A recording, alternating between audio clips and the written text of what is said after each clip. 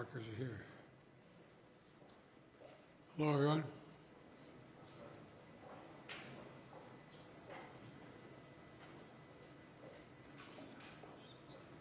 Got everybody? Well, good afternoon. And this is a very good afternoon. A very good afternoon. Today we're bringing home Paul, Evan, Alsu, Vladimir. 3 American citizens and 1 American green card holder. All 4 have been imprisoned on Georgia. Paul for nearly 6 years. Vladimir since 2022. Evan since March of 2023. And Alsu since October of 2023. Russian authorities arrested them, convicted them in show trials, and sentenced them to long prison terms with absolutely no legitimate reason whatsoever, none. Paul, a former Marine, was in Russia for a wedding. Evan, a journalist with a Russian, in Russia, was in Russia, signed by the Wall Street Journal. Alsu, also a journalist, was in Russia to see family. All 3 falsely accused of being spies. And Vladimir was a Russian citizen by birth and holds an American green card. He's a Pulitzer Prize-winning journalist and was a pallbearer at my friend John McCain's funeral with me. He spoke out against Putin's regime, and for that he was convicted of treason. And now their brutal ordeal is over, and they're free. Moments ago, the families and I were able to speak to them on the telephone from the Oval Office. They're out of Russia. Earlier today, they were flown to Turkey, and soon they'll be wheels up on their way home to see their families. This is an incredible relief for all the family members gathered here. It's a relief to the friends and colleagues all across the country who've been praying for this day for a long time. The deal that made this possible was a feat of diplomacy and friendship. Friendship. Multiple countries helped get this done. They joined in difficult, complex negotiations at my request, and I personally thank them all again. And I've thanked them personally, and I'll thank them again. All told, Russia has released 16 prisoners. 8 Russians who are being held in the West will be sent home as well. These 16 prisoners from Russia that Russia has released include 4 Americans, 5 Germans, 7 Russian citizens who are political prisoners in their own country. One of those Russians runs a human rights organization, Memorial, which won a Nobel Prize in 2022. Putin threw him in prison for voicing opposition to the war in Ukraine. 4 others work with Alexei Navalny, political opposition leader who died in Russia prison this year. Now they can live safely abroad and continue their work of advocating for democracy if they so choose. This deal would not have been made possible without our allies. Germany, Poland, Slovenia, Norway, and Turkey, they all stepped up, and they stood with us. They stood with us. And they made bold and brave decisions, released prisoners being held in their countries who are justifiably being held, and provided logistical support to get the Americans home. So for anyone who questions whether allies matter, they do. They matter. And today is a powerful example of why it's vital to have friends in this world. Friends you can trust, work with, and depend upon, especially on matters of great consequence and sensitivity like this.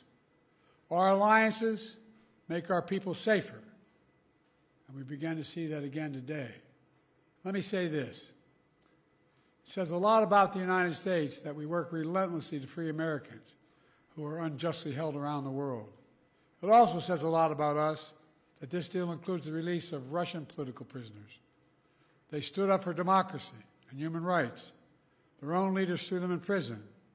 The United States helped secure their release as well. That's who we are in the United States. We stand for freedom, for liberty, for justice, not only for our own people, but for others as well. And that's why all Americans are pride in what we've achieved today. I want to thank everyone in my administration who helped make this happen. Our work did not start just on day one. It started before day one. During the transition, I instructed our national security team to dig into all the cases of hostages being wrongfully detained, which were inherently, well, we inherited them from the prior administration.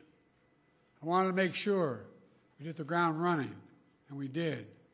As of today, my administration has brought home over 70 Americans who were wrongfully detained and held hostage abroad, many since before I took office. Additionally, I issued an executive order in 2022 authorizing penalties like sanctions and travel bans on those who hold Americans against their will. And my State Department has introduced new warnings for Americans about the risk of being wrongfully detained by a foreign government. Deals like this one come with tough calls, and there are never any guarantees. But there's nothing that matters more to me than protecting Americans at home and abroad. And so we'll continue to work for the release of all wrongfully detained Americans around the world. Let me end where I began, with Paul, Evan, and also Vladimir and their families. They never gave up hope. We can't imagine what they've been through, all of you. Matter of fact, this lady right here, I think, was living in the Oval Office with us for a while. All kidding aside, can't imagine their joy right now. They're home. Tomorrow's a big day, the 13th birthday of Miriam. Miriam, where are you? Come here. You all know we have a tradition in the Biden family. We sing happy birthday on any birthday. You ready?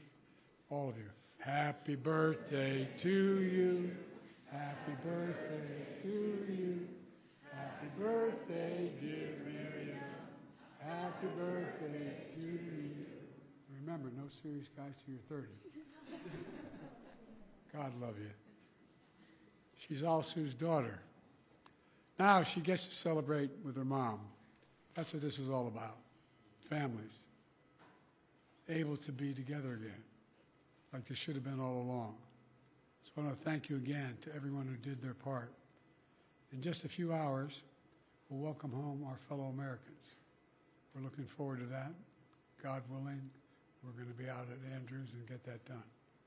So thank you, thank you, thank you. And this is a good day. What did you say to them on the phone, sir? What did you say when they answered the phone on the other side? I said, welcome almost home.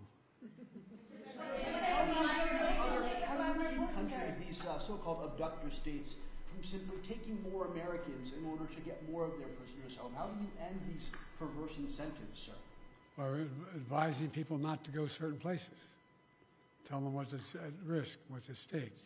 There are no these negotiations, and can you speak to the complexities of working with 6 countries to secure these releases? Well, look, I'm not going to take the time now, but I'll do this later in the week. I particularly own a great sense of gratitude to the Chancellor. The demands they're making of me required me to get some significant concessions from Germany, which they originally concluded they could not do because of the person in question.